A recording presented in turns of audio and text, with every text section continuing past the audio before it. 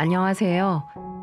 제 개인사를 공개한다는 것이 쉬운 결정은 아니었지만 저와 비슷한 상황을 겪고 계신 누군가에게 조금이나마 도움이 될지도 모른다는 생각을 해보며 이렇게 용기를 내어봅니다.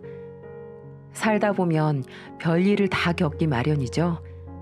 예기치 못한 불행이 덮칠 수도 있고 믿었던 사람에게 뒤통수를 맞을 수도 있고요. 저 또한 절대 배신하지 않을 것 같은 사람에게 상처를 입은 경험이 있습니다.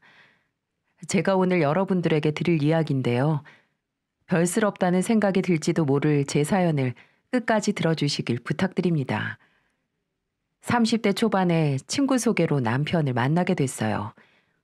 저와는 6살 차이가 나는 남자였는데 덤프트럭을 몰고 다니며 화물 운반을 하는 일을 하고 있었죠. 운전 일이 보통 힘든 일이 아니지만 그 남자는 쉬지 않고 열심히 사는 성실한 남자였습니다. 할부로 구매한 덤프트럭에 걸린 빚도 갚아야 했고 계절에 따라 일감이 줄었다 늘었다 하기 때문에 일감이 많은 계절엔 더더욱 바쁘게 움직였죠. 겉으로 보기에 엄청 험한 일 같지만 자기가 뛰는 만큼 돈을 버는 일이라 남편의 벌이는 꽤 괜찮았습니다.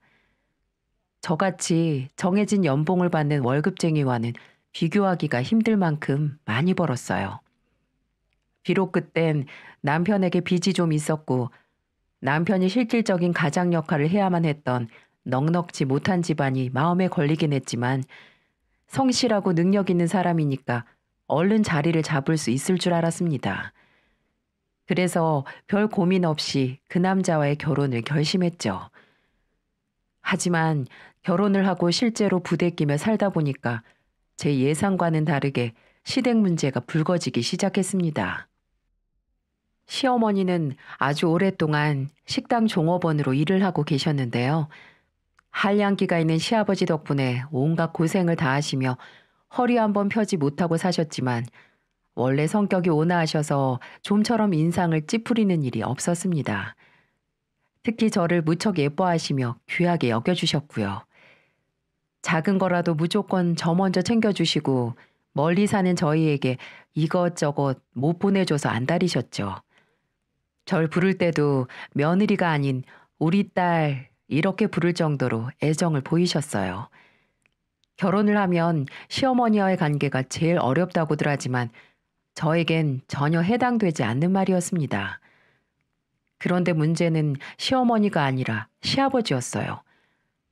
젊었을 적 공장에 다니다가 사고로 한쪽 손을 잃은 시아버지는 그 뒤로부터 한량의 길을 걸었다고 합니다. 어린 자식들과 마누라를 건사할 생각은 하지 않고 오직 손을 잃은 것에만 한탄하며 방탕한 생활을 이어갔다고 해요. 이 일은커녕 도박판만 전전하고 알코올 중독자 수준으로 아예 술병을 붙잡고 살았다고 하네요. 손을 잃은 사고는 안타까운 일이지만 그렇다고 무책임한 가장을 자처하면 되겠습니까? 남편이 그 모양이었으니 당연히 시어머니 인생이 고달파질 수밖에요. 생떼 같은 자식들을 굶길 수는 없었기에 어머니는 애를 들쳐업고 밤낮 없이 일을 했답니다. 그런데도 시아버지는 눈 하나 깜빡하지 않고 페인처럼 인생을 낭비했다죠. 이마저도 남편에게 걸러들은 이야기였으니까 제가 듣지 못한 속사정은 더더욱 절절했을 겁니다. 제가 시아버지를 처음 봤을 때도 벌건 얼굴에 술 냄새가 풀풀 풍겼으니까 말 다 한 셈이죠. 언젠가 시어머니한테 아버님에 대한 얘기를 살짝 물었던 적이 있었습니다. 그런데도 시어머니는 그런 시아버지를 감사하기만 하시더라고요. 그 양반이 손이 멀쩡했을 땐 정말 성실하고 좋은 남자였지.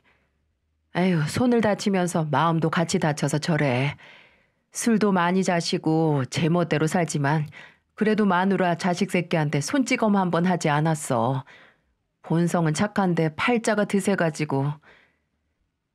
그런 생활이 수십 년째니까 인이 박혀서 그런 걸까요? 시어머니는 그런 시아버지라도 오래 살면서 당신 곁에 있어주는 게 좋다고 하시더라고요. 시어머니의 그런 태도가 답답하게만 느껴졌지만 두 분의 인생을 제가 뭐라고 할 수 있는 건 아니니까요. 그저 그런가 보다 하고 말았습니다. 그런데 원래 본성이 착하다던 시아버지는 제가 보기엔 전혀 아니었어요. 원래 성격이 그런 건지 아니면 술 때문에 그러신 건지 성격이 괴팍하게 이를 때가 없었죠. 언제는 가족들과 함께 외식을 한 적이 있었거든요. 모두 맛있게 식사를 하고 있는데 갑자기 시아버님이 종업원에게 벌컥 화를 내는 게 아니겠어요? 아줌마, 깍두기 좀 갖다 달라니까 귀 먹었어? 매너라고는 눈꽃만큼도 찾아볼 수 없는 행동이었어요. 식당에 있던 사람들의 시선이 모두 우리 쪽으로 집중됐죠. 귀까지 달아오른 저는 부끄러워서 견딜 수가 없더라고요. 아유, 당신도 참 깍두기 달라고 좋게 말하면 되는 걸 왜 그렇게 심하게 얘기해요? 한 번 얘기를 해도 못 알아쳐먹으니까 그렇지. 사람 성질 긁는 것도 아니고 말이야. 다들 바쁘니까 못 들을 수도 있죠. 며느리도 있는데 왜 이래요? 다음부터는 사람 많은 데서 목소리 높이고 그러지 마요. 뭐야? 당신도 식당에서 일한다고 편드는 거야? 참나 기가 막혀서 원. 처음에는 어쩌다 그럴 수도 있겠다 싶었어요. 그런데 문제는 당신의 감정에 따라 불쑥 튀어나오는 행동이 반복적이라는 점이었어요. 운전을 하시면서 조금이라도 신경을 건드는 일이 생기면 신경질적으로 경적을 누르는 일은 다반사였고, 그러다 보니 다른 운전자와의 시비가 걸리는 일도 잦았죠. 저는 시아버님이 그럴 때마다 가슴이 뛰었지만 시어머니와 시누이는 그런 일에 달관했다는 듯 그저 소리 없는 한숨만 내쉴 뿐이었습니다. 어디 그만하면 다행이게요. 시아버지가 아무리 술에 취해도 손찌검 한 번 없었다는 시어머니의 장담도 허울 뿐이었어요. 당신께서 이기지 못할 만큼 술을 드신 날에는 아주 공격적으로 변해서 고성과 함께 온 집안의 물건이 휙휙 날아다닌답니다. 실제로 때리지는 않지만 폭언과 과격한 행동을 서슴지 않는 거죠. 성질대로 한바탕 구판을 벌이고 난 뒤에는 그대로 드러누워 코를 골고 해가 중천에 뜰 때까지 자다가 겨우 눈을 뜨면 본인이 한 일에 대해선 조금도 기억하지 못하는 일이 반복되는 거예요. 참 대단한 시아버님이시죠? 이렇게 개차반 같은 인생을 사는 시아버지는 가족은 물론이고 다른 사람들에게까지 피해를 끼친다는 것도 큰 문제였어요. 어느 날 시어머니를 모시고 식사를 하고 있는데 어머니한테 전화가 한 통 걸려오는 겁니다. 전화 통화를 한 뒤 낯빛이 하얗게 질린 시어머니는 안절부절하지 못하시더라고요. 왜요? 어머니 무슨 전화길래 그러세요? 아유, 이 일을 어쩌면 좋니. 지하철 지구대에서 연락이 왔는데 이 양반이 글쎄 지하철에서 난동을 부렸다지 뭐냐. 아유, 술에 취해서는 사람들이랑 시비가 걸려서는 쌩 난리를 피웠단다. 네? 지하철에서 난동을요? 참 황당합니다. 술에 취해서 지하철에서 행패를 부리다가 쇠고랑 차는 사람 뉴스에서만 봤는데 내 시아버지가 그런 사람이라는 게 정말 참담하더군요. 그런 시아버지와 수십 년을 함께 산 시어머니한테는 죄송한 말씀이지만 전 그런 남편이라면 단 하루도 같이 살 수 없을 것 같아요. 급한 대로 시어머니를 모시고 지하철 지구대로 갔죠. 거기엔 인사불성이 된 시아버지가 의자에 앉아 축 늘어져 있더군요. 경찰관이 저희를 못마땅한 눈으로 보면서 날선 한마디를 합니다. 지하철역에서 승객 멱살 잡고 우통 벗고 소변도 보고 아주 난리도 아니었습니다. 일부 기물 파손된 것도 있으니까 그건 따로 청구가 되실 거예요. 이런 일 한두 번 아니죠? 솔직히 말씀드려서 거의 이 정도면 가족들이 조치를 취하셔야 돼요. 네, 아유, 죄송합니다. 선처 부탁드립니다. 못된 송아지 같은 남편을 둔 죄로 시어머니가 연신 고개를 수그립니다. 저희는 정신을 차리지 못하는 시아버지를 택시에 실어서 겨우 집으로 옮길 수 있었어요. 아휴, 못난 시아버지 때문에 며느리 고생만 시켰네. 미안하다. 어머니가 왜 미안해요. 술 드시는 아버님이 미안해 하셔야지. 그래도 네 시아버지 너무 미워하지 마라. 그렇게 나쁜 사람이 아닌데 나이를 먹어서 그런지 더 그런다. 나이를 먹으면 더 그래야 하는 게 아니라 덜 그래야죠. 그런 말이 목구멍까지 기어올랐지만 겨우 삼켰습니다. 정말 100번 양보해서 객관적으로 보려고 해도 가족들을 힘들게 하는 시아버지 행동은 너무 심하다고 생각했어요. 과거 친정아버지도 택시 운전을 하시다가 교통사고로 한쪽 다리를 다쳐서 지금도 쩔뚝거리시거든요. 그런데 저희 아버지는 좌절은커녕 불편한 한쪽 다리를 갖고도 지금까지 택시 운전을 하고 계세요. 운전할 때 쓰는 다리는 오른쪽 다리지 다친 왼쪽 다리는 운전과는 아무 상관없다며 오히려 너털 웃음을 터뜨리셨죠. 그렇게 지금까지 가장의 역할을 충실하게 하고 계십니다. 시아버지가 친정아버지랑 똑같아야 한다는 건 아니지만 본인의 신세 한탄만 하며 인생을 망치는 건 잘못된 선택이 분명합니다. 남편도 저와 생각이 다르진 않았지만 그런 성질머리가 고쳐질 아버지였다면 진즉 사람처럼 살았을 거라며 고개를 젓더군요.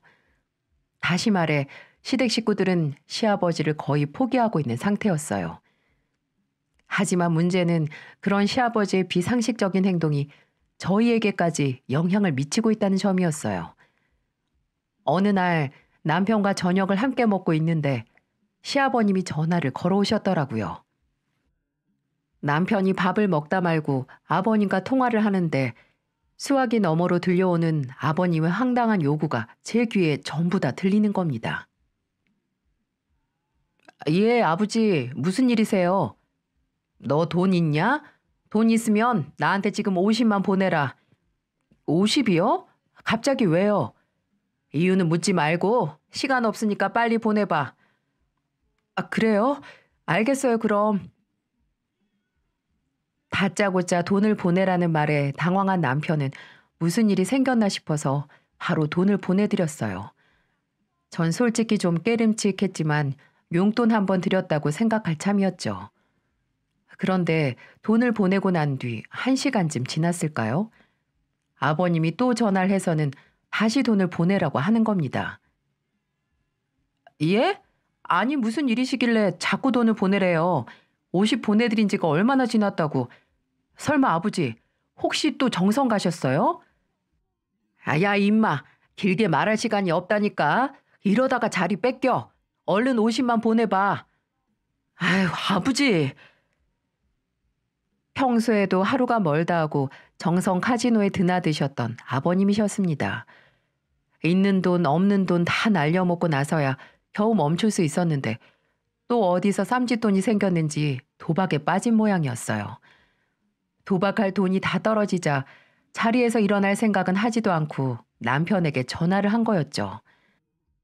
남편이 지끈거리는 머리를 감쌉니다. 술에다가 도박까지 머리가 아프지 않을 리가 없겠죠. 자꾸 엇나가기만 하는 아버지 때문에 제 속이 아닐 겁니다.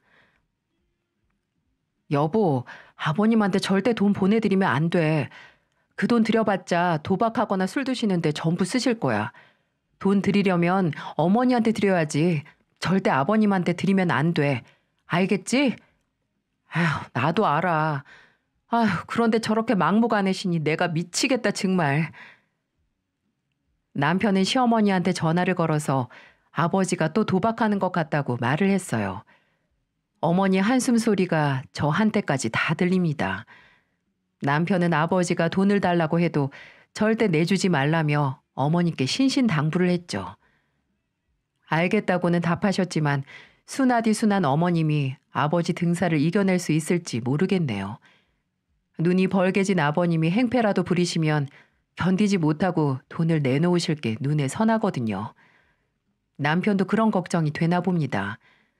본인이 돈을 주지 않으면 어머니를 괴롭힐 게 뻔하니까 차라리 돈 100이라도 내어드리는 게 어떻겠냐고 제게 묻더라고요. 안 돼. 한 번이라면 그렇게 해드릴 수 있지만 아버님은 또 그러실 게 뻔해. 당신이 부모님 걱정하는 건 이해하는데 이런 식으로는 절대 해결 못해. 밑 빠진 독에 물 붓기라고. 차라리 단호하게 행동하는 게 더 나아. 그리고 당신도 가정이 있는 가장이라고. 언제까지 뒤치다거리 할 수 없는 거잖아. 내 말 무슨 말인지 알아듣지? 남편이 마지못해 고개를 끄덕였어요. 하지만 아버님의 횡포는 거기서 그치지가 않았습니다.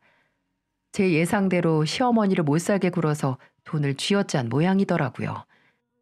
시누이가 그간 있었던 일을 남편에게 살짝 알린 모양이었어요.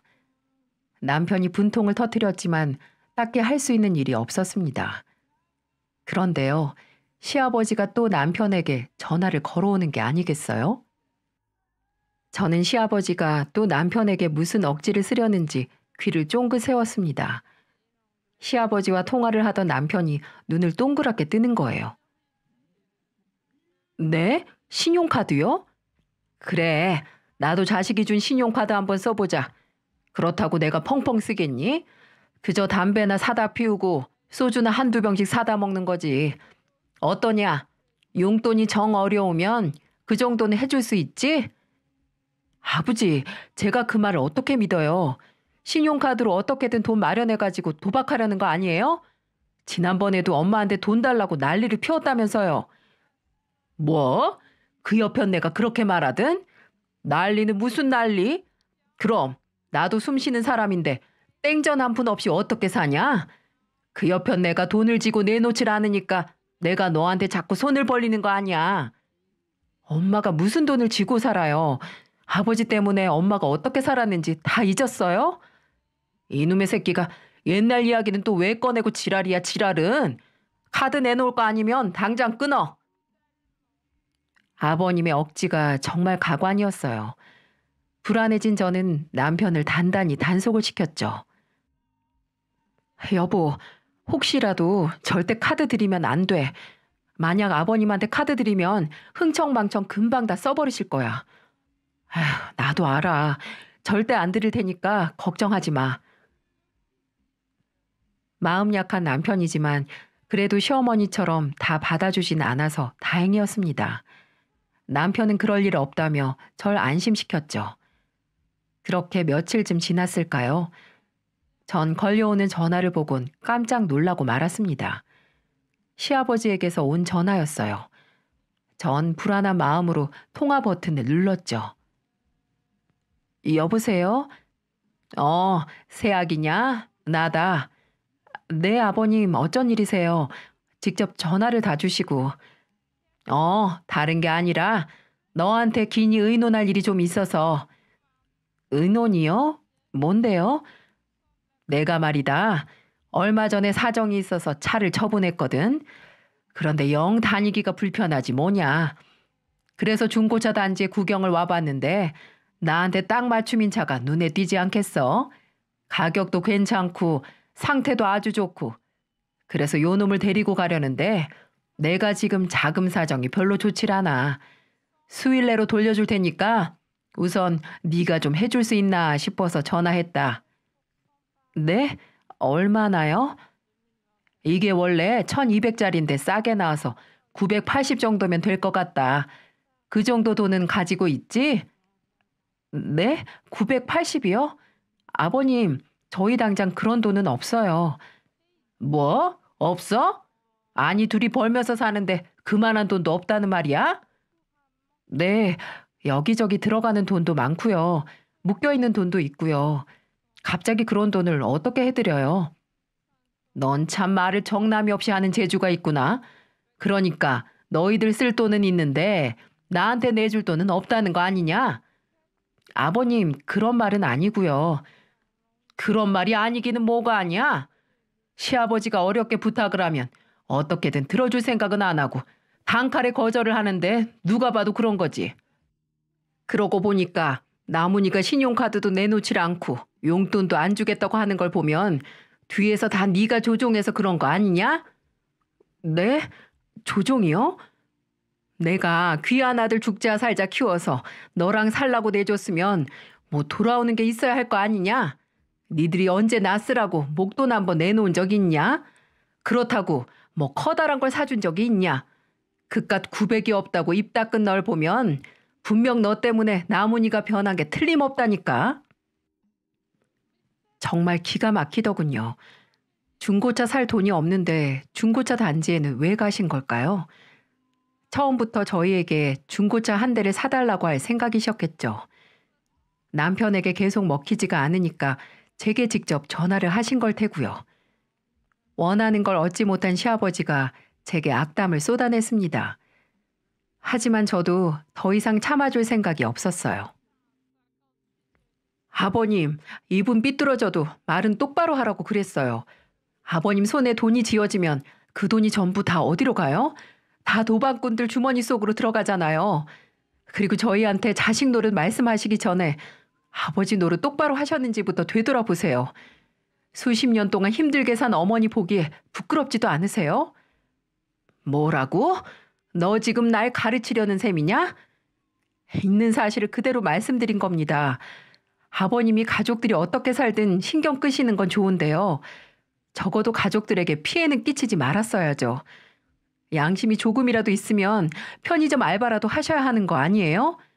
언제까지 술병 끼고 도박만 하면서 사실 건데요. 아니, 뭐라고? 저에게 일침을 맞은 아버님은 전화를 끊었습니다. 저도 평소 하고 싶었던 말을 이참에 모조리 꺼내 쏘아붙인 거죠.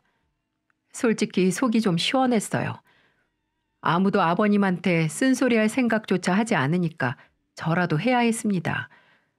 그런데 다음날 새벽 6시에 아버님한테 또다시 전화가 걸려오는 게 아니겠어요? 저는 혹시 무슨 일이라도 생긴 줄 알고 다급하게 전화를 받았죠. 여보세요? 아버님, 이 시간에 무슨 일이세요? 해가 뜬 지가 언젠데 아직도 자는 거냐? 네? 아니, 무슨 일이신데요? 며느리한테 아침 문안 인사 한번 받고 싶어서 내 전화했다. 네? 아침 문안 인사요? 그게 무슨... 내 친구들한테 얘기 들어보니까 다들 며느리들이 간밤에 잘 주무셨는지 아침은 뭘 드시는지 묻는다고 하더라. 그런데 넌 어쩜 그런 전화 한 통이 없냐? 시아버지한테 대들 줄만 알았지. 그런 기본적인 예의는 모르지? 황당해서 말이 다 안 나오더군요. 다짜고짜 새벽에 전화를 해서는 문안 인사를 하지 않는다고 시비를 거는 겁니다. 분명 저랑 말다툼을 한 일에 대해서 안갚음을 하는 거였어요. 남편에게 말했더니 한숨을 푹 쉬며 인상을 찌푸리더군요. 자기가 따로 얘기를 할 테니까 신경 쓰지 말라고만 합니다. 하지만 시아버지의 유치한 괴롭힘은 아주 오랫동안 지속적으로 시작이 됐죠. 명절에 모처럼 식구들끼리 모여서 음식을 장만하고 있으면 가만히 계시다가도 슬쩍 다가와 핀잔을 줍니다. 넌 전을 부치는 거냐, 으깨는 거냐? 상에 올릴 전이면 모양을 예쁘게 할 생각을 해야지. 기름 붓고 부치기만 한다고 전이냐? 조상님들이 전 드시려다가 말고 돌아가시겠다. 그럼 저도 지지 않고 그 말에 보태서 응수를 했어요. 조상님이 제 전 모양 보고 돌아가시면 더 좋죠. 이제 차례상 안 차려도 되는 거잖아요. 그럼 앞으로 더 전을 못생기게 부쳐야겠어요, 아버님. 어디 그뿐입니까? 막 태어난 손자를 보곤 기뻐하기는커녕 못생겼다고 타박입니다. 참나, 귀한 손주를 그렇게 기다렸는데 하필 왜 널 닮아가지고. 아유, 코가 납작해서 아주 큰일이다. 큰일이야. 아버님, 절 닮은 게 천만다행이죠. 만약 우리 애기가 아버님이나 남편 닮았으면 코미디언 시켜 했을 거예요. 뭐라고? 그게 무슨 소리냐? 사실이 그렇죠. 저니까 아버님 아들 데리고 사는 거라고요. 요새 그런 얼굴로는 장가 절대 못 가요. 그러니까 결국은 내가 못생겼다는 말이냐? 한마디도 지지 않은 제가 얼마나 얄미울지 이해가 가더라고요. 시아버지에게 버릇없이 구는 며느리라고 해도 어쩔 수 없었습니다. 이런 시아버님한테 길을 잡히면 평생 끌려다니고 말 테니까요. 부당한 일에는 당당하게 아니라고 말하고 거절할 수 있어야 한다고 생각했어요. 그래야 시아버지가 엉뚱한 생각을 하지 못할 겁니다. 시아버지는 틈만 나면 절 못살게 굴고 전 그런 시아버지한테 눈 한 번 깜빡거리지 않고 할 말 다 했고요. 그런 아슬아슬한 사이로 지낸 지 2년쯤 되었을까요? 어느 날 시어머니가 맥주 한 잔을 하자며 절 몰래 불러내시더라고요. 시어머니 생신날이라서 남편과 함께 시댁에 방문한 날이었는데 그날도 목리를 부리는 시아버지와 한바탕 다툼이 일었었죠. 시아버지는 저한테 못 배워먹은 년이라고 악담을 쏟아냈고 저는 그런 시아버지한테 이제 못 배워먹은 며느리한테 용돈 받을 생각은 접으라고 맞섰습니다. 아휴, 못나게 구는 네 시아버지 때문에 많이 힘들지? 네가 일부러 더 단호하게 구는 거 잘 알고 있다. 우리 식구들 중에 아무도 그 양반한테 잔소리를 하는 사람이 없으니까 네가 나선 거겠지. 그 양반이 너한테 못되게 구는 걸 보니까 내가 너한테 너무 미안해지더구나. 나도 지금까지 똑같은 괴롭힘을 받아왔지만 우리 귀한 며느리한테까지 저러는 거 보니까 나도 참 힘이 드는구나. 그런데 어쩌겠니. 미우나 고우나 죽을 때까지 데리고 살아야 하는 남편인걸. 빵점짜리 남편이지만 그래도 나한테는 소중한 사람이어서 그렇단다. 너도 언젠가는 내 마음을 알게 될 거야. 시어머니가 눈물을 훔치며 속마음을 전했습니다. 제게 미안해하시는 진심된 마음은 감사했지만 미워 죽겠는데 왜 데리고 살려고 하시는지는 잘 이해하지 못하겠어요.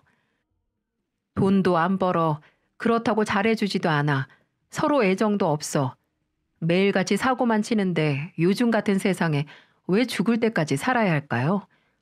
깨끗하게 도장 찍고 각자 갈 길 가면 그만인걸요. 물론 그런 말까지는 입 밖으로 내지는 않았지만 말입니다. 아무튼 시어머니는 절 안쓰럽게 생각했지만 절 못마땅해 하는 시아버지의 심술도 점점 잦아들고 있었습니다. 제가 지지 않고 일관되게 나오니까 더 이상 만만하게 보지 않는 거겠죠. 여전히 툭탁거리긴 하지만 무리한 요구나 엉뚱한 행동은 좀 덜 하셨어요. 하지만 그렇게 시아버지에 대한 고민을 한시름 놓고 있을 때쯤 제가 뒷목을 잡고 쓰러질 만한 사건이 제게 벌어졌습니다. 그건 시아버지가 아닌 남편이 사고를 치고 만 것이었는데요. 친구들 모임에 갔던 남편이 그만 음주운전 단속에 적발되고 만 것이었죠. 그것도 면허 취소 수준이어서 빼도 박도 못하는 상황이었어요. 벌금도 벌금이지만 운전으로 먹고 사는 사람이 면허 취소를 받았으니 이 얼마나 막막한 상황입니까? 덤프트럭 대출금도 아직 멀었는데 그 많은 돈은 무슨 수로 갚아야 할까요? 당신 미쳤어? 술을 마시고 왜 운전대를 잡아? 대체 어떡하려고 해? 미안해. 대리가 하도 잡히질 않아서 잠깐이니까 괜찮겠다 싶었는데 내가 진짜 미쳤나 보다. 후회를 하지만 이미 늦었습니다. 당장 운전을 하지 못하니 일감도 받을 수 없었고요. 저도 이제 3살 된 애를 키우느라 휴직 중이었고요. 남편이 느닷없이 백수신세가 되는 바람에 이제 당장 저희 집에는 돈을 벌 사람이 없었습니다. 어쨌든 일은 벌어져 버렸고 그렇다고 이대로 주저앉아서 낙담만 하고 있을 수도 없었어요. 내가 다른 일을 구해볼 테니까 너무 걱정하지 말고 있어. 설마 굶어 죽게 하겠어? 남편의 큰 소리가 못 믿어왔지만 달리 뾰족한 수가 없었기에 지켜볼 수밖에 없었습니다. 그리고 며칠 후 남편은 공사 현장에서 잡부를 하며 일당을 받는 일을 구했다고 하더군요. 일이 고된 거야 말할 필요도 없었고 남편이 화물 운송을 통해서 버는 돈에 비하면 턱도 없이 적었지만 그래도 가만히 있는 것보다는 100번 나았습니다.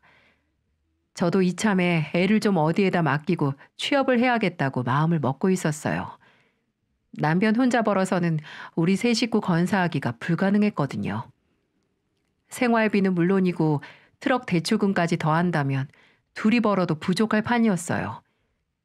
이러다 최악의 경우 남편의 밥줄인 덤프까지 팔아야 하는 상황까지 오게 될 겁니다. 지금은 운전을 하지 못하지만 면허 취소 결격 기간이 끝나면 다시 면허를 재취득해서 밥벌이를 해야 하는데 말이죠. 하지만 남편은 쉽게 적응을 하지 못했어요. 운전대를 잡고 살다가 등짐을 지려니까 보통 힘이 드는 게 아닌 모양이었어요. 일을 다녀올 때면 얼굴에 짜증이 가득했고요. 현장 사람들과도 잘 어울리지 못해서 다투는 일도 잦은 모양이었습니다. 그렇게 아슬아슬하게 일을 하다가 결국 또 사고를 치고 말았죠. 현장 감독과 말싸움을 벌이다가 주먹을 썼다나요? 남편이 경찰서에서 조사를 받고 있다는 소식을 듣고 얼마나 가슴이 철렁했는지 모릅니다. 남편에게 맞은 피해자는 안화골절로 전치 6주나 나왔고요. 합의를 보지 못하면 징역을 피하기가 어려운 상황이었죠. 결국 합의금을 구하기 위해선 남편의 트럭을 처분해야만 했습니다. 그렇게 2천에 합의를 보았고 나머지 돈으로 대출금을 갚고 나니 남는 돈이 거의 없더군요. 우리 식구의 밥줄과 다름없는 트럭을 처분한 대신 남편은 벌금형으로 마무리가 되었지만 정말 값비싼 대가를 치른 셈이었죠. 그래도 남편에게 별말 하지 않았습니다. 남편도 속이 편치 않을 거라고 생각했기 때문이었죠. 일이 좋게 풀리진 않았지만 다 액땜했다고 생각하고 다시 새 출발을 할 수 있을 거라고 생각했어요.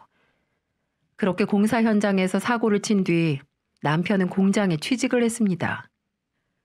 하지만 그마저도 오래가지 못하고 도망치듯 나오게 되었고 그 뒤로도 편의점 아르바이트나 물류창고 일을 하기도 했지만 그만두기를 반복했어요. 솔직히 남편이 이렇게 나약한 사람인 줄 미처 몰랐습니다. 화물차 운송도 보통 일이 아니었을 텐데 전혀 생소한 일이라서 그런 건지 사람들이랑 어울리지 못해서인지 영 적응을 하지 못하더라고요. 그 사이 남편은 점점 의기소침해지기만 했고 회사에 복귀한 저 대신 집안일이나 애를 보는 날이 많아졌죠. 전 그냥 조용히 기다렸어요. 트럭도 처분해버렸으니 큰 고정 지출이 줄었고 저도 다시 일을 시작했으니 남편이 벌지 못해도 그럭저럭 견딜만 했습니다. 그런데 남편은 조바심이 많이 났었나 봐요. 자신이 가장 몫을 하지 못하고 있다는 생각 때문에 괴로웠는지 술을 마시는 날이 잦아졌고 저한테 짜증을 내는 경우도 많았죠.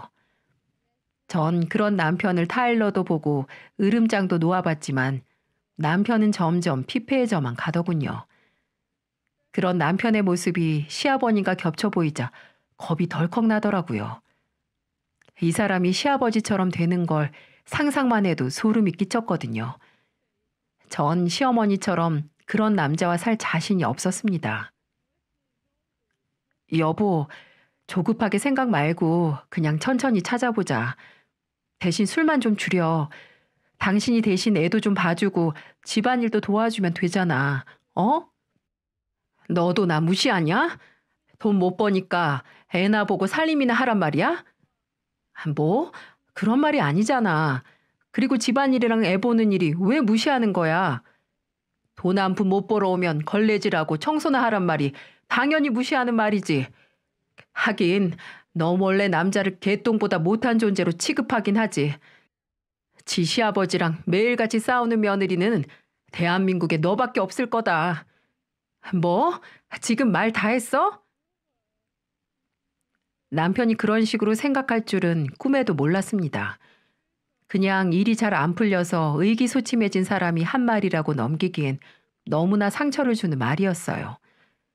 하지만 남편은 사과는커녕 계속 삐뚤어하게 나오더군요. 남편에게선 항상 찬바람이 몰아쳤고 저를 바라보는 눈빛도 냉랭하기 그지 없었습니다. 저한테도 이 모양인데 애한테 잘할 리가 있겠습니까? 툭하면 애를 귀찮아했고 애 앞에서도 소주잔을 기울이는 일은 다반사였죠. 전 그런 남편의 모습에 점점 실망을 했고요. 우리의 다툼은 점점 잦아졌습니다. 제가 아무리 관계를 개선해 보려고 해도 남편이 바뀔 생각을 도통하지 않으니 속이에 경을 잃는다는 말이 딱 맞았어요. 속상한 마음에 친정엄마한테 하소연을 했고 저의 그런 사정이 친정아버지한테도 들어간 모양입니다. 어느 날 친정아버지가 삼겹살을 사들고 저희 집에 찾아오셨더군요. 어머 아빠, 연락도 없이 웬일이세요? 아니, 모처럼 쉬는 날이어서 오랜만에 사위랑 한잔할까 해서 와봤지. 혹시나 했는데 두 사람 모두 있었구나. 다행이다. 친정 아버지가 말하진 않았지만 어떤 마음으로 오신지 전 알 것 같았습니다. 자꾸 엇나가기만 하는 사위를 격려해주며 용기를 북돋아 주시려는 마음이었겠죠. 남편도 멋쩍게 인사를 하고 친정 아버지랑 삼겹살에 소주를 나누어 마셨습니다. 분위기가 무르익을 때쯤 친정 아버지가 남편에게 넌지시 말씀을 하시더라고요. 자네 요새 많이 힘들지? 살다 보면 일이 잘 풀리지 않을 때가 있어. 하지만 그래도 가장은 자기 식구들을 챙기기 위해서 최선을 다해야 하는 거야. 지금은 앞이 컴컴하니 아무것도 보이지 않을지 모르겠지만 열심히 살다 보면 결국 그 빛은 보이게 되어 있어. 나도 다리 다쳤을 때 이제 어떻게 처자식을 먹여 살리나 정말 막막했는데 그냥 내가 할 수 있는 일을 묵묵히 하다 보니까 사라지더라고. 내 말 무슨 뜻인지 알겠나? 친정 아버지가 조용한 말투로 타이르는데 눈이 풀린 남편이 피식 비웃음을 터뜨리는 겁니다. 아유, 이젠 장인어른도 절 무시하는 거예요? 밖에서도 무시, 마누라도 무시, 장인어른도 무시. 참나, 이래서 제가 살 수가 있겠냐고요. 남편의 입에서 혀 꼬부라지는 소리가 나오는 순간 아차 싶더라고요. 취한 남편이 친정아버지한테 뭔 소리를 할까 싶어 겁이 났습니다. 아니, 내가 자네를 무시하는 게 아니라 다들 한마디씩 꼭 하면서 무시하는 건 절대 아니래. 그런 잔소리 하지 않더라도 꼭 성공할 테니까 두고 보라고. 그땐 나한테 10원짜리 한 장 받아가 생각하면 안 돼? 장인어른이고 뭐고 한 푼도 내주지 않을 거니까. 어디 쩔른발이 주지. 누구한테 훈장질이야 훈장질은. 어? 제 불길한 예감이 어김없이 들어맞았습니다.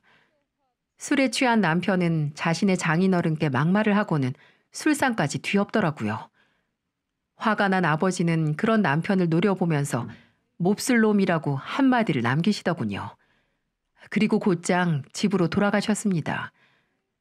전 너무나 참담한 마음에 가슴이 찢겨 나가는 것 같았어요.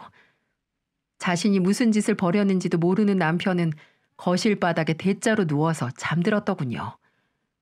열불이 터져버린 저는 화장실에서 찬물 한 바가지를 담아 남편 얼굴에 뿌려버렸죠.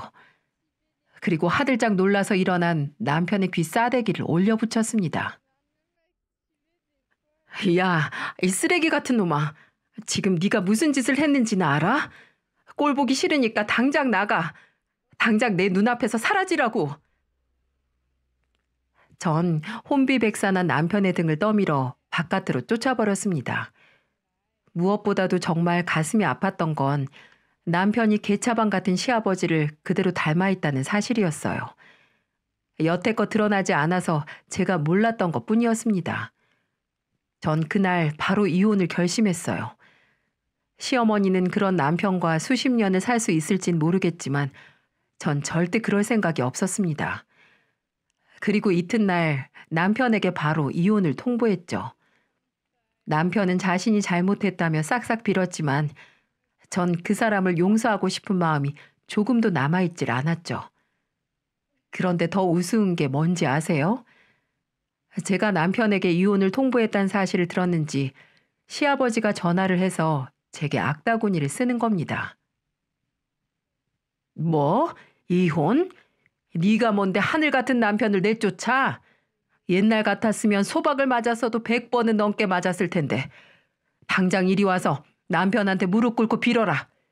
그렇지 않으면 내가 절대 가만두지 않을 테니까.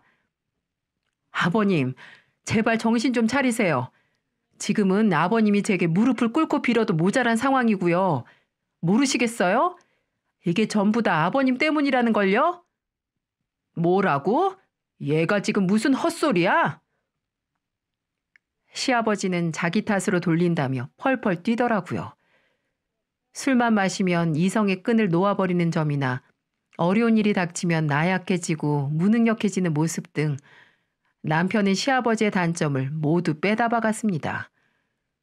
한 번 실수한 남편을 받아줄 수도 있겠지만 수십 년이 지나도 사람이 되질 않는 시아버지의 모습을 보니까 그럴 생각이 싹 사라지더군요. 절대 시어머니의 삶을 답습하고 싶지 않았어요. 전 모질게 마음을 먹고 몇 달 후 남편과의 결혼 생활을 깨끗하게 마무리했습니다. 그 과정이 결코 쉽진 않았지만 결국 아이 양육권도 제가 가져왔고요. 지금은 친정 부모님과 함께 지내면서 나름 잘 살고 있습니다. 가끔은 그런 남편이 생각나기도 하지만 그 아버지의 그 자식이란 말도 있잖아요. 전 지금도 제 선택에 전혀 후회가 없답니다. 어쩌면 배우자의 일탈로 저와 비슷한 상황의 노인분들이 있을지도 모르겠네요. 제가 관여할 일이 아닐지도 모르겠지만 이 말은 꼭 드리고 싶어요. 우리 인생도 무척 소중하다는 걸 절대 잊지 마시라고요. 함께 해주셔서 감사합니다.